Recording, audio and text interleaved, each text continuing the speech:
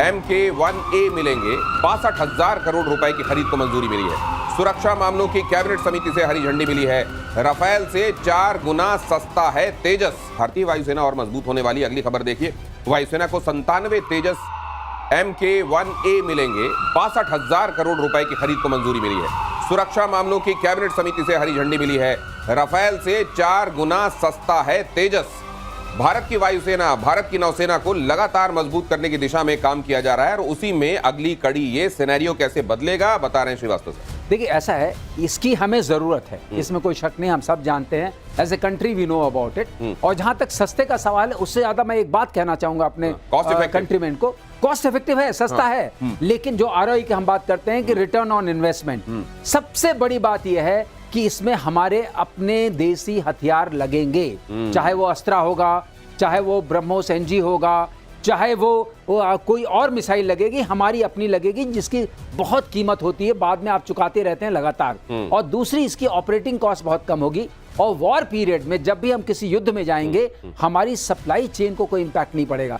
ये बहुत बड़ी बात है। एक बार पहले भी मैं कह चुका हूं कि number of sorties per day पर एयरक्राफ्ट, ये सबसे बड़ी गणित है। अगर आपके पास 100 जहाज हैं और ज्यादातर जहाज जो चाइना वगैरह के हैं, एक दिन में 1 से या 2 ज्यादा से सॉर्टी नहीं दे सकते हैं, वॉर सॉर्टीज, ये वाले 5 से 6 देंगे। आप समझिए इंपैक्ट कितना पड़ा। 1,000 3,000 का काम करेंगे। ये बड़ी बात होती है। तो सस्ते ही नहीं है, इफेक्टिव भी हैं, कॉम्बैट वर्दी भी हैं, सप्लाई चेन की प्रॉब्लम नहीं है, और कौशल बढ़ता ही जाएगा।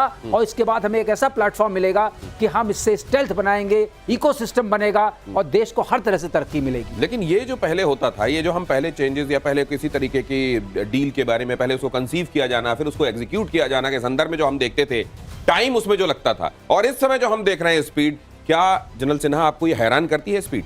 देखिए, स्पीड में ये 32 साल पुराना है। हमारा तेजस है ना, LCA वाला प्रोग्राम, हमने सब चीज बना लिया है तकरीबन। केवल इंजन का मसला था। इंजन का मसला ये 4 साल पहले आना था, मगर आया अपडेट्स। तो अभी जो हम कह रहे हैं ना, 2 स्क्वाड, हम 4 स्क्वाड 5 स्क्वाड बना रहे हैं।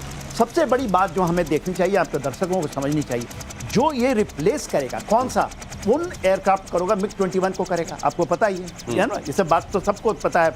तो ये जिसको रिप्लेस कर रहा है, हम कहते हैं ना 29 चली गई स्क्वाड, क्योंकि ये सबको जानना चाहिए कि 42.5 स्क्वाड की बात होती है, हमें चाहिए 2 फ्रंट वॉर के लिए।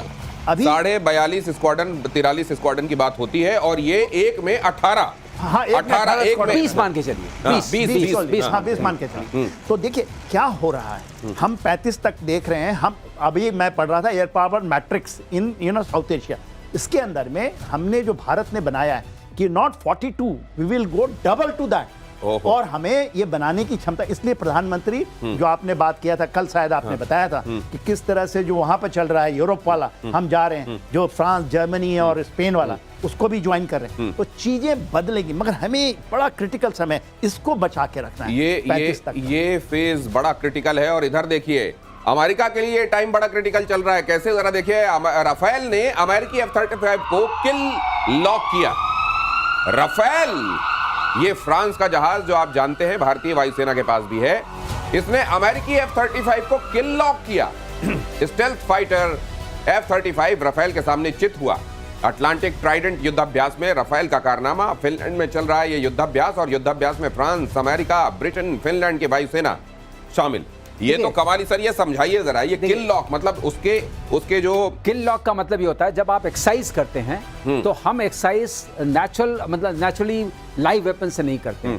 आप उसको, जब आपका वेपन सिस्टम टारगेट में लग जाता है और आप वर्चुअल मिसाइल लॉन्च कर देते हैं, वो जाके वहां हिट करती है, तो उसको किल लॉक कहते हैं। किल लॉक मतलब कि अगर ये असल होता तो आप मर गए होते। ये चेकमेट वाली सिचुएशन। और किल लॉक का एक मतलब और होता है कि आप उस लॉक को तोड़ नहीं पा रहे हैं अपने मैनोवर से। तो इसमें कौन सी चीज काम आती है? इसमें 2 चीजें काम आती हैं। अगर आपका जहाज सुपर मैनोवरेबल है तो वो मिसाइल लॉक को तोड़ सकता है। ठीक है। दूसरा आपका काम आता है कौशल, जिसे स्किल। मैं हमेशा आपको बताता रहा हूं, 1 aircraft 1 pilot of Indian air force is equivalent to 2.5 pilot and aircraft of Chinese. That we have academically it has been worked out। यहां पर क्या है, स्किल लॉक का मतलब यह है कि ये जो पायलट था और इसमें जो पायलट था वो ज्यादा सक्षम था। और क्यों सक्षम था इसका बता देता हूं कि 10 की अपनी एक सीरीज है, उसमें उनका F1 मतलब जो राफेल बनाने वाली company, F1 F2 F3 F4 F5, तो ये एक सीरीज है और अभी इस सीरीज में ये F3 पर है। तो ये जो सीरीज बनती है इससे आपका पता चलता है कि आप उसी जहाज को फ्यू मोर एवियोनिक्स, ज्यादा आपका एक्सपेंशन होता है, तो आप लगातार उस पर काम कर रहे हैं, आप प्रैक्टिस में रहते हैं और इसीलिए आपकी स्किल बढ़ती रहती है। भारतीय वायुसेना से मांग उठती है कि अगर बाहरी जहाज खरीदना है तो आप इसको खरीदिए, और उसमें आपका तेजस बहुत काम आएगा, क्योंकि तेजस आपने मार्क 1A बनाया, मार्क 2 बनाया, उसका हम जाएंगे, तो एक तरीके की सीरीज बनती जाती है। सीरीज तो आपको प्रैक्टिस के लिए एक तरीके से पाथ बनता जाता है। लेकिन अब दूसरा सवाल यह है कि F-35 की और कितनी भद पिटेगी दुनिया में। F-35 का जैसा नाम खराब हुआ है, मुझे नहीं याद आता कि सर इतने नामचीन कहे जाने वाले फाइटर जेट में से किसी की इतनी भद पिटी हो। क्या मैं रिसेंट पास में, और रिसेंट पास में देखिए भारत में तो रह के गया ये, हमारे पास एक महीने केरला में हमने बड़ी मेहमान नवाजी की। उसके बाद सुना जापान में भी रहा, एक रहा, वो भी देखना चाहिए। उसके अलावा 2 गिर गए, एक तो गिर गया उनके एयरक्राफ्ट कैरियर में जा रहा था, उधर से हुती ने मारा मिसाइल, थोड़ा सा मैन्यूवर किया, वो गिर गया उधर।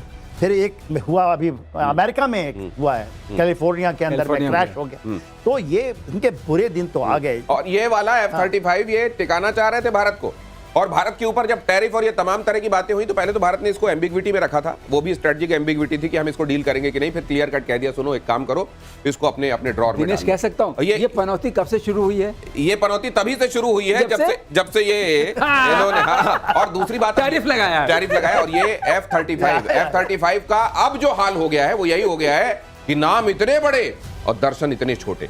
अगली खबर यह है कि अमेरिकी F-18 हॉर्नेट फाइटर जेट भी क्रैश हो गया है। तो इन दिनों अमेरिकी जो वॉर मशीनरी है जगह जगह नाम कमा रही है, ये भी देख लीजिए जरा। मलेशिया के कुआंतन में टेक ऑफ के बाद ये क्रैश हुआ है। रॉयल मलेशियाई वायुसेना के फाइटर जेट के साथ यह हादसा हुआ। क्रैश में दोनों मलेशियाई फाइटर पायलट सुरक्षित बताए जा रहे हैं। F-18 हॉर्नेट मल्टी रोल अमेरिकी फाइटर जेट है। यूएस नेवी और मरीन कॉर्प्स का प्रमुख जेट है F-18 हॉर्नेट। सर ये थोड़ा फर्क बता दें। ये हॉर्नेट जो है वो CD2 वर्जन वाले हैं, और जो उनके पास है यूएस नेवी के पास वो ENF वाला है। यही करके इज्जत बचाएंगे। ये नहीं है। ये सच्चाई है। और C जो होता है उसमें एक पायलट होता है, और D वर्जन जो गिरा है उसमें 2 होते हैं, एक पायलट होता है, एक वेपन सिस्टम ऑपरेटर होता है। अमेरिका की वॉर मशीनरी का क्या हो रहा है ये बताइए। ये आप वॉर मशीनरी पाइए। हॉर्नेट ये बड़ा पुराना वाला है, इसके इंजन के पार्ट्स को मिल नहीं रहे हैं। एयरक्राफ्ट जो एरो इंजन है उसकी एयरक्राफ्ट का जो स्ट्रक्चर है उसकी एजिंग हो चुकी है। अच्छा। हमारे पास ऐसे बहुत जहाज हैं। अच्छा। लेकिन हमारा गिरता नहीं है। अच्छा। क्योंकि हमें मेंटेन करने आता है। यहाँ पर बात यह है कि सप्लाई चेन आप लोगों की दबा देंगे, उनको आप धमकाते डराते रहेंगे, लेकिन एक चीज टैरिफ लगाते रहेंगे। सवाल तो ये है कि आप यही कह के कि ये पुराना है, अब उतना अब इसके स्पेयर पार्ट्स शायद वैसे नहीं मिल पाते और इनके पास नहीं होंगे, या ये भी कह सकते हैं आप कि उनके पायलट की गलती हुई। लेकिन मैं तो एक चीज कह रहा हूं, ये पनौती वाली बात भारत को जो छेड़ा आपने, कहते हैं कि जहां लोग सीधे रहते हो अपना काम करते हो उसके साथ जबरदस्ती नहीं करना चाहिए। आपने यहाँ पे जो किया है ऊपर वाला भी तो देख रहा है। ये देखिए ना किसका है, मलेशिया ना। आप देखेंगे इंडो पैसिफिक का बहुत इंपॉर्टेंट एरिया है, क्योंकि वहीं से स्ट्रेट ऑफ हार्मोज जाते हैं, उनका गिर गया। अभी जो है इसमें फायदा किसको हो रहा है? चाइना को। J-17 जो मिलकर बना रहा है पाकिस्तान में, उसमें ख्याल से इसमें टर्की भी आ चुका है, वो भी उसमें घुसा हुआ है और उसको मिल रहा है, क्योंकि इंडोनेशिया तो ये मांग रहा है। फिलीपींस के पास में भले ही हो जनरल, ये J-17 मरेगा, वो नहीं चलेगा। वही मैं कह रहा हूँ। एक तो मैं वही बात बताना चाह रहा हूँ, आपने बताया F-18 हॉर्नेट ये हुआ, तो ये लेके जाएंगे जो चीज लेके जाना चाह रहे हैं, और खास करके मलेशिया, इंडोनेशिया, ये जो है फिलीपींस के पास भी यही F सीरीज की लेना चाहते हैं। ये F सीरीज की आपने अभी शायद आप भी बताएंगे कि उनका क्या हो रहा है। ऐसा है, ये F जो है एक्चुअली इनके यहाँ बटता है। F-35 लॉकहीड मार्टिन का है, और ये F जो 18 है ये बोइंग का है। अच्छा, ये बोइंग का है। अच्छा। तो ये बोइंग, तो दोनों, अब बोइंग की तो वैसे बुरे दिन चल रहे हैं। तो जब तक लॉकहीड मार्टिन की तरफ लोग यूं करके देखेंगे और जब तक उसको एम्बैरेसमेंट होनी शुरू होगी, वो भी इधर जरा उलट कर वो देख लेगा। दिनेश आप बता दें, अब इनकी 2 बड़ी कंपनियां हैं, दोनों कंपनियों के ऊपर एक अजीब तरह का काला साया छा गया।